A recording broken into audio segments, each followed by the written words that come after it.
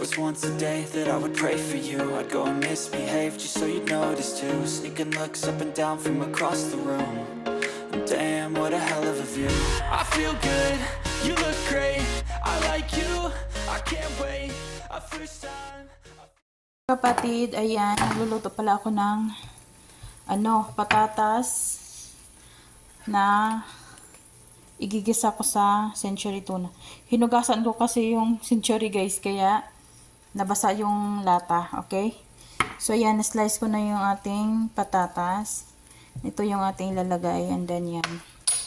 Okay guys, tapos dito guys, ito yung mantika ng ating century tuna. Ito yung panggisa natin. Okay?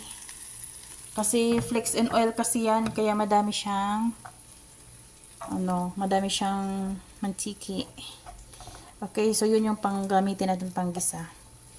Para hindi na tayo gagamit ng mantika. No, kasi nga nagda-diet tayo. So dito na siya. Igigisa natin. Okay, simpleng luto-luto lang to guys para makasurvive. Makasurvive sa gutom. Ayan.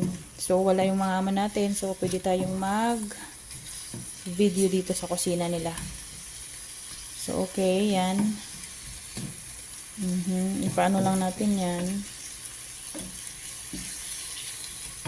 So kumusta kayong lahat guys? Sana ay okay kayong lahat. No. Mag-iingat tayong lahat. Malapit na ang Pasko. Kumusta yung mga bonus niyo dyan? May mga bonus na ba kayong lahat? Kumusta?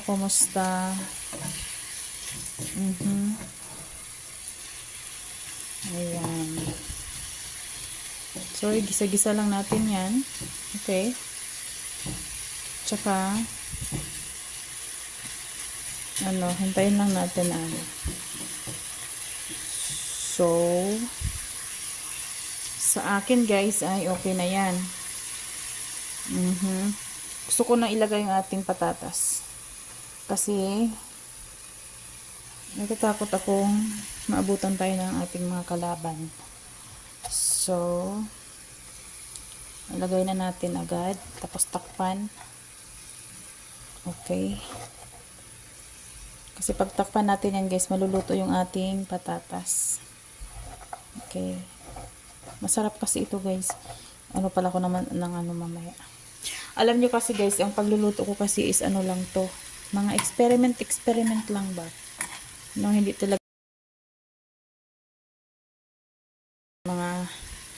mga recipe dito, no? Yung mga simpleng ulam. Pang simpleng ulam lang. Yung pangtawid gutom lang ba? Alam nyo yun. So, ayan. So, takpan lang natin yan. Okay. Tapos, balikan natin mamaya.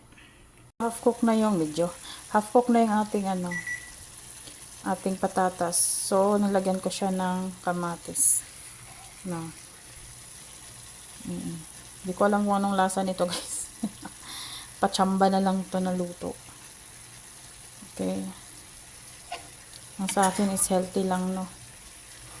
Okay na sa akin. Okay. Hayaan mo natin maluto yung ating patatas. Saka natin ilagay yung ating century para hindi madurog yung ating century tuna. Okay. So, yan. Takpan muna natin. So, na siya guys. Luto na siya. Okay.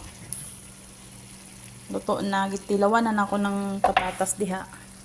So, butang na nato ning atong tuna. Okay. Pila ra sulod sa tuna guys, no?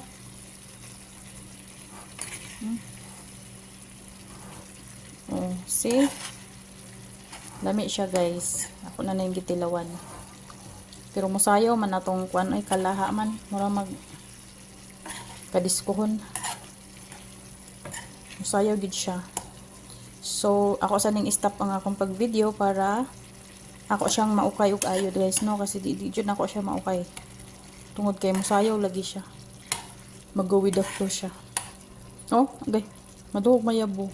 So, balikan tara mo niya ha kung luto na. Okay? Ayan na, nibukal na. So, pwede na gid ni siya guys. Luto na gid ni siya. Ato na ning ipalong.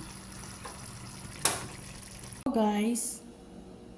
So, kaya, luto na gid siya guys. Inga na siya forma guys. Gagmay na kay tanawon ang kuan. Yung tuna. Nagsige jud ko pangitasan man gid tong tuna oy. Namurag wala nang di naman jud makita. Pero lami siya. I-try niyo siya guys. Pinobre recipe ra ni siya. Pinobre recipe. No? Lami siya oh. Yan yung mga tuna okay na. Ano. Ako lang siyang okay yun.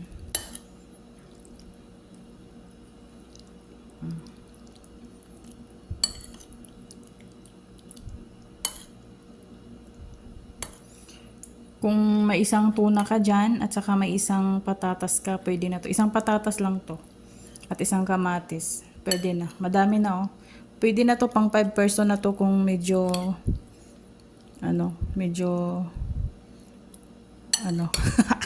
basta yun. Pero kung malalakas kumain, good for 2 person lang ito. Dito pala ang tuna. Dito siya. Nakatago pala. Okay. Ayan. So, ang saya ko guys kasi nakaluto na naman ako ng aking pagkain. So, thank you for watching guys. Bye-bye.